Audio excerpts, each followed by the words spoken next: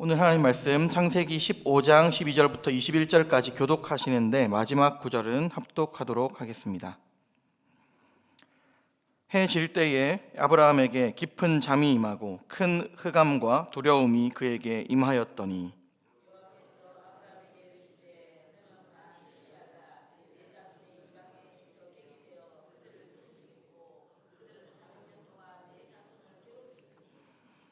그들이 섬기는 나라를 내가 징벌할지며 그 후에 내 자손이 큰 재물을 이끌고 나오리라.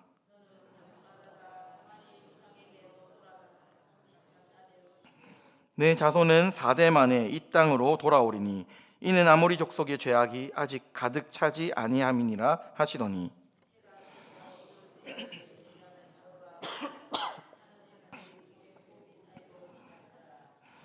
그날에 여호와께서 아브라함과 더불어 언약을 세워 이르시되 내가 이 땅을 애굽 강에서부터 그 큰 강 유브라데까지 내 자손에게 주노니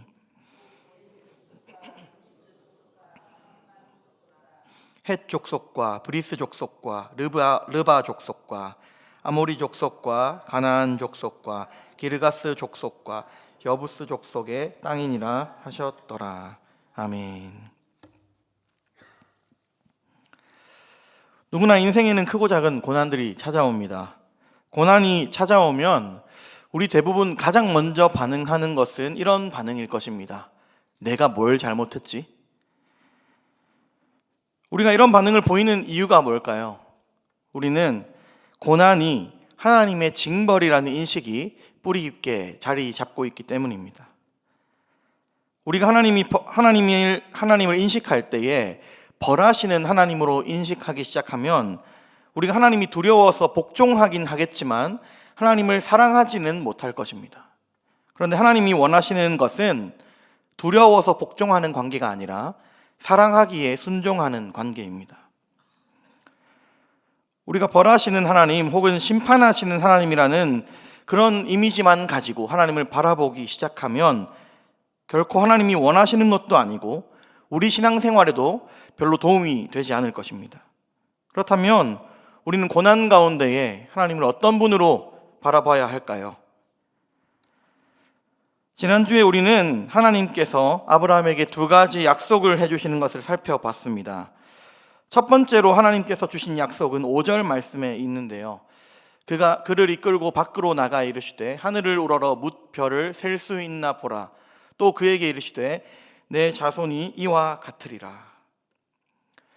아직까지 아이가 없는 이 아브라함이 하늘의 별과 같이 많은 자손을 낳게 될 것이라는 약속이 첫 번째 하나님이 주신 약속입니다. 하나님께서 아브라함에게 주신 두 번째 약속은 7절에서 말씀합니다. 또 그에게 이르시되 나는 이 땅을 내게 주어 소유를 삼게 하려고 너를 갈대아인의 우르에서 이끌어낸 여호와니라. 자손들뿐만 아니라 자손들이 살 수 있는 땅도 너에게 주겠다라는 것이죠. 여러분, 아브라함이 이 두 가지 약속을 모르고 있었을까요? 그렇지 않습니다. 왜냐하면 아브라함은 이미 갈대아 우르에서 출발하던 당시부터 하나님께서 두 가지 약속을 주셨기 때문입니다. 아브라함은 이 두 가지 약속을 해주셨던 하나님의 그 말씀만 믿고 순종했습니다. 묻지도 따지지도 않고 가나안 땅으로 출발했던 것이죠. 그런데요, 그렇게 묻지도 따지지도 않고 아브라함이 출발했던 그 아브라함이 이번에 오늘 본문에서는 조금 다른 변화가 생기게 됩니다. 8절 말씀을 보시면요, 그가 이르시되 주 여호와여 내가 이 땅을 소유로 받을 것을 무엇으로 알리이까? 아브라함은 지금 이 땅을 하나님께서 주시기로 약속하셨으니까 그 약속에 대한 증표를 보여달라, 그렇게 요구하는 것입니다. 아브라함은 갈대아 우르에서 믿음으로 가나안 땅을 향해 출발했습니다. 젖과 꿀이 흐르는 가나안 땅에 대한 꿈을 꾸면서 먼 길을 이동했을 것입니다. 그렇게 도착한 가나안 땅은 그가 기대했던 모습과 굉장히 다른 모습이었습니다. 막상 도착해보니 이미 그 가나안 땅에는 원주민들, 토착 세력들이 자리를 잡고 살고 있었습니다. 경쟁자가 있었다는 것이죠. 또한 그 땅은 마냥 풍요롭지만은 않습니다. 갑자기 기근이 들어서 애굽을 향해 내려가기도 했고요.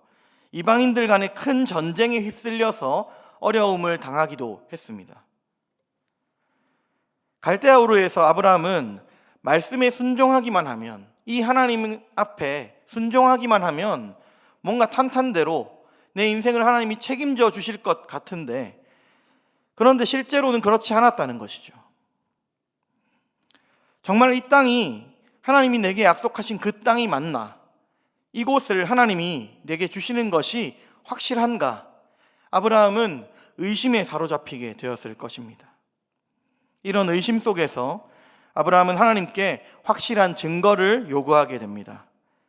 이 증거를 주시기 위해서 하나님은 아브라함과 오늘 언약을 맺게 되는데요. 오늘 설교의 제목이었던 횃불 언약이 오늘 본문에서 나타나는 언약의 이야기입니다. 그런데요, 이렇게 본격적으로 언약을 맺기 전에 하나님은 굉장히 아브라함 입장에서 당황스러운 말씀을 하십니다. 13절부터 14절 말씀을 보시면요, 여호와께서 아브라함에게 이르시되 너는 반드시 알라. 내 자손이 이방에서 객이 되어 그들을 섬기겠고 그들은 4대 만에 이 땅으로 400년 동안에 내 자손을 괴롭히리니. 그러니까 지금 이 하나님은 아브라함 자손들에게 고난을 주시겠다라는 것을요, 언약을 맺기도 전에 그 얘기를 까시는 거예요.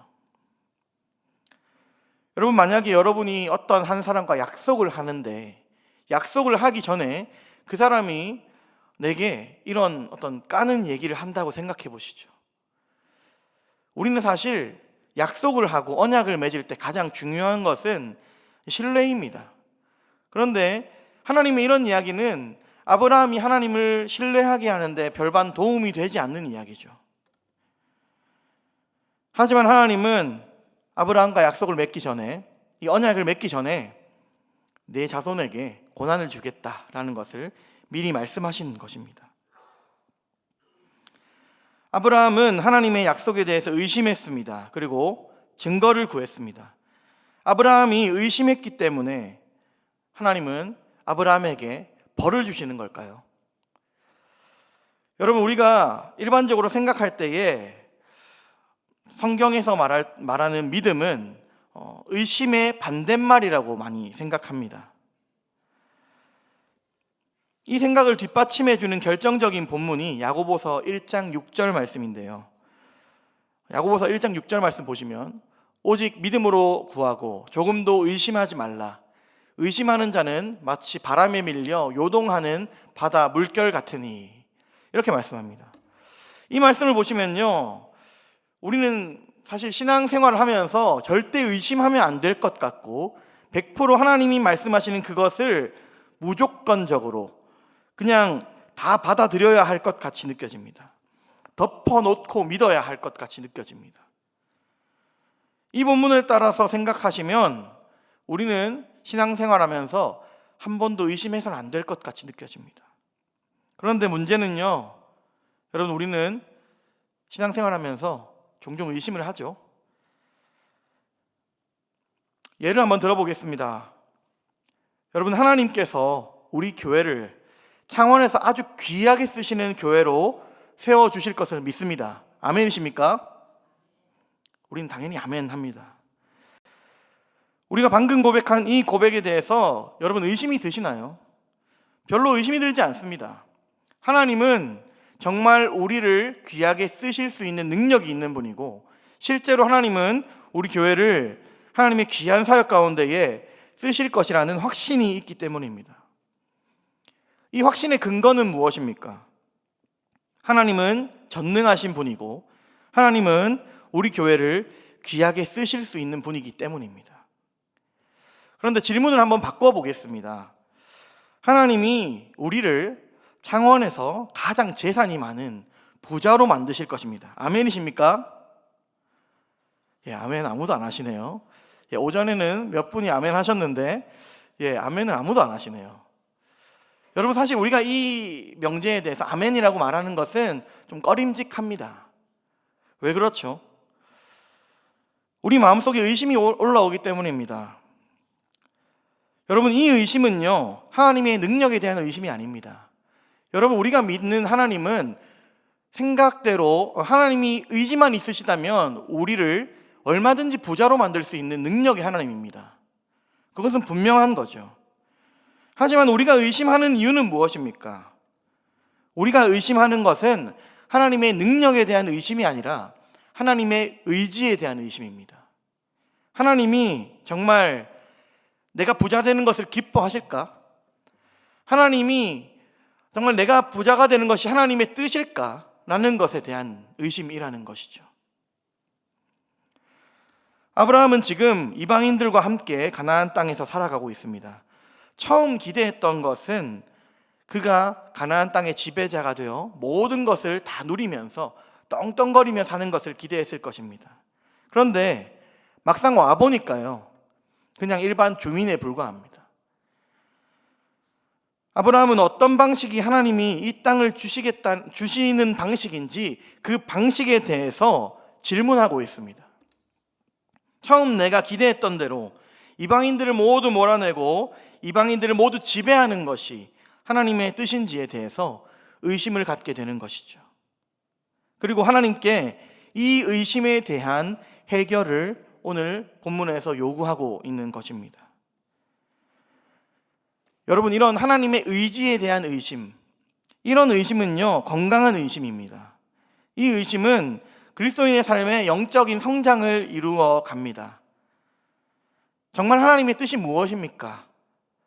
의심하고 하나님께 질문하는 것은 우리의 영적인 삶에 가장 필요한 요소인 것이죠. 하나님의 뜻이 무엇인지 구하지 않고 계속해서 내 요구만 요구하는 것은 바람직한 신앙이 아닐 것입니다. 그렇다면 우리가 앞서 언급했던 이 야고보서 1장 6절이 말씀하는 의심하지 말라라는 그 의미는 무엇일까요? 바로 앞절인 야고보서 1장 5절 말씀을 보시면요, 너희 중에 누구든지 지혜가 부족하거든 모든 사람에게 후히 주시고 꾸짖지 아니하시는 하나님께 구하라. 그리하면 주시리라. 지혜가 부족하거든 지혜를 주시는 하나님을 신뢰하라는 겁니다. 뭘 의심하지 말라는 겁니까? 내가 구하는 것을 주실 것을 의심하지 말라는 게 아니에요. 하나님이 후히 주시고 하나님이 우리가 구할 때에 꾸짖지 않는 분이라는 것, 하나님의 그 성품을 의심하지 말라는 겁니다. 하나님은 우리가 요구할 때 얼마든지 넉넉하게 주실 수 있는 넉넉한 분입니다. 그 하나님을 의심하지 말라는 것이죠. 우리는 믿음으로 기도해야 합니다. 그런데 이 믿음으로 기도하는 것은 우리의 요구가 어떠하든지 하나님이 무조건 들어주신다고 믿으면서 세게 믿고 기도하는 것, 그것을 말하는 것이 아닙니다. 우리가 믿음으로 기도한다는 것은요, 우리는 하나님의 의도를 의심하며, 다시 말해 하나님의 뜻을 구하며 하나님께서 그 뜻에 합당할 때에 주실 것을 신뢰하며 기도해야 한다는 것입니다. 우리가 믿음으로 구한다는 것은 넉넉히 주시는 하나님의 그 성품을 믿음으로 구해야 한다는 것입니다. 오늘 본문에서 아브라함은 하나님을 의심했습니다. 하지만 그는 하나님의 능력을 의심한 것이 아니라 하나님의 의지를 의심했습니다. 하나님의 뜻에 대한 질문을 하고 있는 것이죠.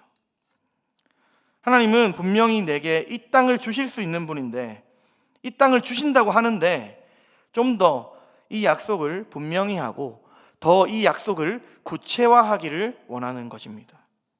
따라서 아브라함의 이 의심은요, 죄가 아닙니다.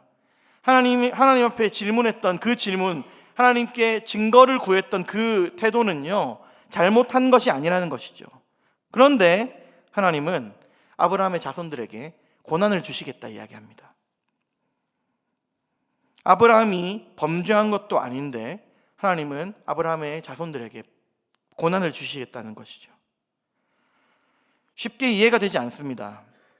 하나님은 왜 그 자손들에게 고난을 주시겠다라고 말씀하시는 걸까요? 성경에는 의인의 고난과 악인의 형통함에 대해서 질문했던 사람들이 있습니다. 하박국 선지자는 악한 나라 아수르가 구원받는 것에 대해서 받아들이지 못했습니다. 욥도 마찬가지였습니다. 흔히들 우리가 욥에 대해서 생각할 때 욥은 고난 속에서 하나님을 향한 사랑을 지켰다라고 생각하는데요. 사실 욥은요, 고난 중에 하나님을 원망했던 대표적인 인물이 욥입니다. 그의 원망이 얼마나 극심했는지 자신을 태어나게 한 하나님을 원망하기도 합니다. 그 정도로 욥이 겪었던 고난은 고통스러운 고난이었다는 것이죠. 하루는 욥의 친구들이 찾아와서 욥의 마음을 뒤집어놓습니다. 네가 고난당하는 것은 너의 죄 때문이다. 따라서 너는 하나님 앞에 회개해야 한다. 그렇게 이야기합니다. 그런데요, 욥은 아무리 돌아보고 아무리 자신을 정직하게 돌아보더라도 하나님 앞에 죄 지은 것이 없는 거예요. 그래서 이렇게 얘기합니다. 나는 죄를 지은 것이 아니다. 대체 내가 왜 벌을 받는지 모르겠다. 욥은 그렇게 이야기합니다. 이 이야기를 들은 욥의 친구들이 욥에게 말합니다. 너는 참 교만하구나. 넌 어쩜 그렇게 교만하냐. 그런데요, 여러분, 이 이야기 속에서 한번 곰곰이 따져보십시오. 실제로 교만한 사람이 누구입니까? 욥의 친구들의 논리는요, 욥 네가 죄를 지었기 때문에 고난당하는 거다라고 얘기합니다. 그런데 반대로 얘기하면 우리는 죄를 짓지 않았기 때문에 고난받지 않는 것이다 라고 얘기를 하는 거예요. 여러분, 진짜 교만한 사람은 누구입니까? 욥기의 결론에 해당하는 욥기 42장 8절 말씀을 보시면 그런즉 너희는 수소 7과 순양 7을 가지고 내 종 욥에게 가서 너희를 위하여 번제를 드리라. 내 종 욥이 너희를 위하여 기도할 것인즉 내가 그를 기쁘게 받으리니 너희가 우매한 만큼 너희에게 갚지 아니하리라. 이는 너희가 나를 가리켜 말한 것이 내 종 욥의 말같이 옳지 못함이라. 하나님은 욥기의 결론에서 누가 옳은 자인지, 누가 교만한 자인지를 가려 주십니다. 하나님은 고난당한 의인, 아무것도 죄를 지은 것이 없지만 고난당했던 그 욥의 편에 서서 욥의 친구를 꾸짖으십니다. 욥은 잘못한 것이 없었습니다. 교만하지도 않았고요. 그런데 까닭없는 고난을 당합니다. 이렇게 성경에는 하나님의 징벌이 아님에도 아무 죄 짓지 않은 의인의 삶에 고난이 닥쳐오곤 합니다. 오늘 본문에도 동일하게 고난당하는 의인의 이야기인데요. 아브라함은 잘못한 것이 없습니다. 그런데 하나님은 그의 자손들에게 고난을 예고하시는 것이죠. 사실 오늘 본문을 살펴보시면요, 맥락상 하나님이 그의 아브라함을 저주하거나 아브라함의 자손들을 저주할 만한 본문이 전혀 아닙니다. 오늘 본문은 아브라함과 하나님이 언약을 맺는 횃불 언약식의 장면이에요. 언약을 맺는데 그 신뢰를 깨뜨리는 이야기를 왜 하는 거죠? 하나님의 의도가 무엇인지 우리는 도저히 이해할 수가 없습니다. 구체적으로 하나님과 아브라함 사이에 횃불 언약은 어떻게 진행됩니까? 본문 9절을 보시면 3년 된 암소와 3년 된 암염소와 3년 된 순양과 산비둘기와 집비둘기 새끼를 가져오라 말씀합니다. 그리고 그것들을 쪼개서 양쪽으로 늘어놓으라 얘기합니다. 그렇게 양쪽으로 제물들을 늘어놓으면 쪼개진 고기들 사이로 길이 생기겠죠. 당시에 고대 근동지방에서는 약소국과 강대국의 왕이 조약을 체결할 때에 이러한 방식을 사용했습니다. 짐승을 쪼개놓고 나란히 놓아서 길을 만들었습니다. 그리고 그 쪼개진 고기들 사이로 약소국의 왕이 지나가는 것이 이 조약을 맺는 방식이었습니다. 이 방식에는 어떤 의미가 있냐면요, 약속의 왕은 쪼갠 고기 사이를 지나가면서 내가 만약에 당신과 맺은 이 언약을 지키지 않으면 나는 지금 이 쪼갠 고기와 같이 내가 당신의 칼에 쪼개져도 아무 할 말이 없습니다 라는 것을 인정하는 그러한 조약의 방식이었다는 것이죠. 목숨을 건 맹세가 이 언약 방식이었다는 것입니다. 만약에 이 약속을 어기면 지나갔던 그 약소국의 왕은 강대국의 칼에 의해 죽게 될 것입니다. 이렇게 목숨을 건 무시무시한 언약이 오늘 아브라함과 하나님이 보여주는 언약식입니다. 하나님께서는 증거를 요구하는 아브라함을 향해서 내가 반드시 약속을 지키겠다는 의미로 굳이 하나님이 약소국의 입장에 서서 아브라함과 언약을 맺어 주시는 것입니다. 내가 만약 너와 맺었던 그 약속을 지키지 않으면 네가 나를 이 고기들과 같이 쪼개버려도 좋다. 하나님은 한낱 인간의 의심을 해결해 주시기 위해서 이렇게까지 하신다는 것이죠. 그런데 하나님 입장에서는 한 가지 문제가 있었습니다. 아직 아모리 족속의 죄악이 가득 차지 않았기 때문에 약속을 지키기까지 400년의 시간이 필요했다는 것입니다. 그래서 이스라엘 백성들은 그 400년 동안 이방인들의 객이 되어서 고난을 당하고 이방인들을 섬겨야 했습니다. 여러분, 이 고난은 아브라함의 잘못이나 아브라함의 자손들의 잘못이 아닙니다. 이 고난에는 이스라엘 자손들이 큰 민족을 안정적으로 이룬 다음에 가나안 땅에 들어갈 수 있도록 하는 하나님의 숨겨진 보호하심이 들어있는 계획이었습니다. 여러분, 만약에 아브라함의 자손들이 그냥 그 가나안 땅에 자리를 잡고 국가를 이룬다면 어떻게 될까요? 가나안 땅은 굉장히 열린 땅입니다. 인접한 이방 국가들과 자주 전쟁이 일어나고 그들의 견제를 받을 수밖에 없는 지형입니다. 반면에 애굽은 어떤가요? 애굽은 닫혀있는 나라입니다. 굉장히 전쟁을 하기에 굉장히 적합한, 전쟁에서 승리하고 방어하기 적합한 지형이 이 애굽 땅이라는 것이죠. 따라서 이 아브라함 자손들이 만약 가나안 땅에서 계속해서 지냈다면 큰 민족으로 성장하기가 쉽지 않았을 것입니다. 많은 이방인들의 공격을 받게 되고 이방인들의 견제를 받게 됩니다. 하지만 하나님께서는 이방인들을 큰 민족으로 성장시켜서 가나안 땅으로 데려가시기 위해서 애굽 땅에서 종살이를 시키셨다는 것입니다. 사랑하는 여러분, 하나님은 그 백성들에게 고난을 주실 때에 그 고난을 통해서 반드시 하나님의 뜻을 이루십니다. 우리가 이해할 수 없는 방식이라 할지라도 그 고난 안에 숨겨진 내용은 하나님의 뜻이 숨겨져 있다는 것을 믿으시기 바랍니다. 17절 말씀을 보시면요, 쪼개진 고기 사이로 타는 횃불이 지나갑니다. 불은 하나님의 상징인데요, 하나님이 직접 쪼개진 고기 사이를 친히 지나가셨다라는 것입니다. 이게 무슨 말입니까? 내가 반드시 너와 약속한 것을 이루겠다. 내가 이 약속한 것을 이루지 않으면 이 고기와 같이 쪼개져도 좋다. 만물의 창조주이신 하나님께서 굳이 약자의 입장에 서서 목숨을 걸고 아브라함 앞에 약속하시는 겁니다.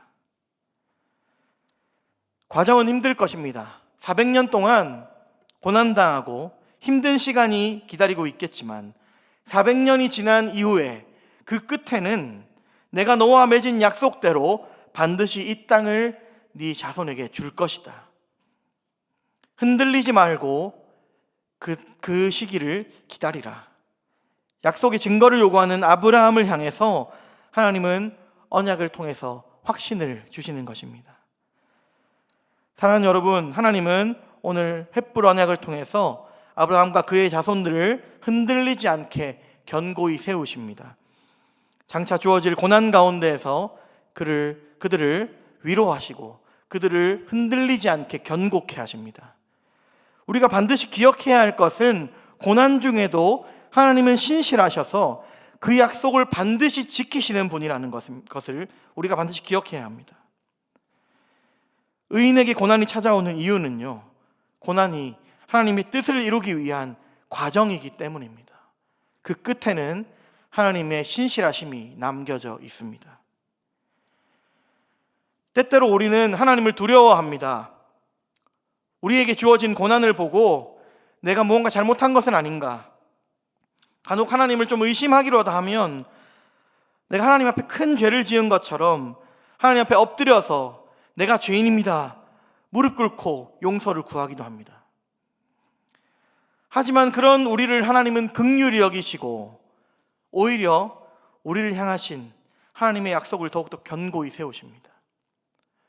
의심하고 두려워 떠는 우리를 향해서 하나님은 질책하고 책망하기는커녕 우리에게 위로하시고 우리에게 마음이 흔들리는 우리에게 더욱더 마음을 견고케 하시는 것이 우리 하나님의 방식이라는 것입니다.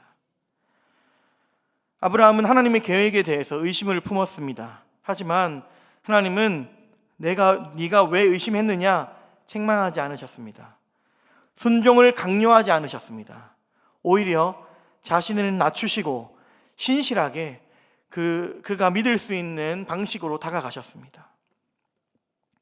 네가 의심을 품더라도 나는 내 방식대로 약속을 이루겠다. 네가 흔들리더라도 나는 오히려 너를 더욱더 든든히 세우겠다. 신실하게 하나님은 약속을 지키셨다는 것입니다.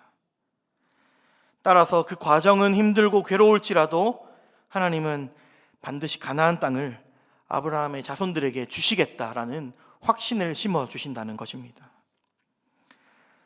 사랑하는 여러분, 우리는 고난주간을 보내고 있습니다.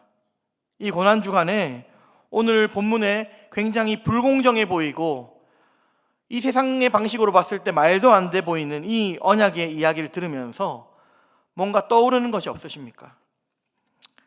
바로 우리 주님의 십자가입니다. 하나님이 아브라함의 의심을 해결하기 위해서 그에게 믿음을 주시기 위해서 친히 약자가 되셨습니다. 목숨을 걸고 언약을 맺으시고 쪼갠 고기 사이를 지나가셨습니다. 마찬가지로 예수님은 우리를 하나님의 자녀로 하나님의 구원 백성으로 삼으시기 위해서 친히 십자가의 길을 가셨습니다. 하나님의 아들이신 분이, 그 하나님이신 그분이 약자가 되어서 우리보다 더 못한 그 십자가에 달린 범죄자가 되어서 이 땅에서 고난당하셨다는 것입니다. 하나님께서 아브라함과 하신 그 약속의 궁극적인 성취는 우리 예수 그리스도의 십자가로 드러납니다. 우리는 삶의 고난을 마주하며 하나님을 원망하고 하나님을 절망하기도 합니다. 하나님께서는 그렇게 괴로워하는 우리를 향해서 결코 우리를 버리거나 우리를 떠나지 않으셨습니다.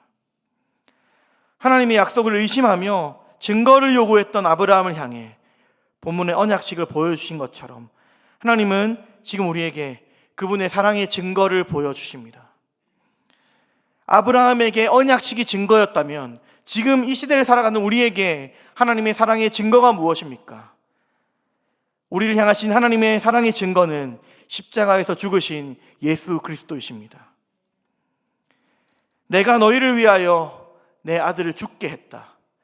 내가 너희를 위해 내 아들을 제물로 바쳤다. 이것이 고난 가운데 있는 우리도 주님을 신뢰하며 주님의 사랑을 확신할 수 있는 분명한 증거입니다. 인생의 고난 가운데 절망하고 포기하는 사람들이 많이 있습니다. 이런 사람들에게 가장 필요한 것은 하나님의 사랑입니다. 이 죽을 것 같이 괴로운 순간에도 하나님은 우리를 사랑하신다는 것을 믿으시기 바랍니다. 제가 사역을 하면서 참 다양한 상황에 있는 성도들을 만나게 됩니다. 마음이 무너지고 하나님을 의심하는 정말 괴로운 상황 가운데 있는 많은 분들을 보게 됩니다. 이런 분들을 만나면 제가 어떤 위로를 전해야 할지, 어떤 말을 함부로 해야 할지, 어떤 말을 해야 할지 잘 모르겠습니다. 그런데 분명한 것은, 그들에게 필요한 것은 하나님의 사랑에 대한 분명한 확신입니다. 내가 내 아들을 십자가에 못 박기까지 너를 사랑한다. 네가 고난 가운데 있을지라도 나는 너를 사랑한다. 그 말씀을 하나님이 우리에게 하십니다. 사랑하는 여러분, 지금 이 시대를 살아가는 고난을 당하는 의인들이 많이 있습니다. 내가 뭘 잘못했는지 모르겠습니다. 그런데 하나님, 대체 내게 왜 이런 고난을 주십니까? 하나님 앞에 질문하게 됩니다. 하지만 하나님은 우리에게, 이 고난을 당하는 우리에게, 고난 당하신 하나님이 말씀하십니다. 지금 비록 내가 너희에게 고난을 주지만 결국에는, 그 끝에는 반드시 내가 너와 맺은 약속을 지키겠다. 지금 내가 너희에게 예수를 따르는 삶이 너무 어리석어 보이고 믿음을 가지는 것이 바보 같아 보일지라도, 그렇게 힘든 가운데 있더라도 내가 너희에게 반드시 약속을 지키면서 그 끝에는 내가 너희를 사랑한다는 사실을 증명해 보이겠다. 하나님 그 말씀을 우리에게 주십니다. 하나님은 반드시 우리를 향한 주님의 약속을 지키십니다. 그렇다면 이 시대의 그리스도인들에게 하나님이 주신 그 약속은 무엇입니까? 여러분, 하나님이 우리에게 돈을 많이 주시겠다 약속하셨습니까? 아니면 우리의 자녀들이 형통하도록 하겠다 약속하셨습니까? 사실 이런 것들은요, 부차적인 것들이고요, 다 우리의 욕망이 반영된 것들입니다. 하나님이 우리에게 주신 가장 확실한 한 가지가 있습니다. 그것은 우리에게 하나님 나라의 시민권을 주겠다. 나를 믿고 나를 따르는 자들아, 내가 너희에게 영원한 하나님 나라를 선물로 주겠다. 그 약속을 우리 모두에게 주셨습니다. 여러분, 이 약속이 별것 아닌 것처럼 느껴지십니까? 우리에게 돈을 더 벌게 하고 우리의 자녀들이 더 형통한 것들, 이러한 것들을 원하십니까? 별 볼 일 없는 가치는 그런 것들입니다. 영원한 하나님 나라를 선물로 주신다는 것, 이것이 우리에게 얼마나 큰 가치입니까? 우리 자녀들이 천국 가서도 우리가 끌어안고 갈 수 있습니까? 우리가 가지고 있는 이 돈이 우리가 천국 가면서까지 들고 갈 수 있습니까? 영원한 하나님 나라에 우리를 불러주신다는 그 약속은 우리 모두에게 가장 가치 있고 가장 영원한 약속임을 믿으시길 바랍니다. 그런데 오늘 본문에서 하나님이 아브라함에게 하신 약속이 성취되는 데까지 400년이란 시간이 걸렸습니다. 동일하게 하나님이 우리를 향한 그 약속을 이루시기까지 시간이 필요합니다. 아직 하나님의 때가 이르지 않았습니다. 그때가 언제일지는 아무도 모릅니다. 그때까지 우리에게는 하나님이 뜻이 이루어지기까지 우리가 감당해야 할 고난이 남겨져 있습니다. 고난당하는 의인들에게 하나님은 다시 한번 분명히 약속하십니다. 너희가 겪게 되는 그 과정은 힘들고 괴로울지라도 내가 반드시 약속을 지키겠다. 내가 반드시 영원한 하나님 나라에 너희를 초대하겠다. 하나님은 약속하십니다. 사랑하는 여러분, 우리의 삶이 고통스럽고 괴로울지라도 하나님은 그분의 뜻을 따라 하나님 나라의 계획을 이루어 가십니다. 마지막 날에 우리 주님이 다시 오셔서 하나님 나라의 완성을 이루실 것입니다. 우리는 그 나라의 백성으로 그날에 영원한 하나님 나라의 복을 누리게 될 것입니다. 우리에게 주어지는 고난은 하나님 계획 안에 있습니다. 하나님은 감당할 수 있는 고난을 주십니다. 하나님은 우리에게 고난을 주실 때의 모든 것들을 컨트롤하고 있습니다. 두려워할 필요가 없습니다.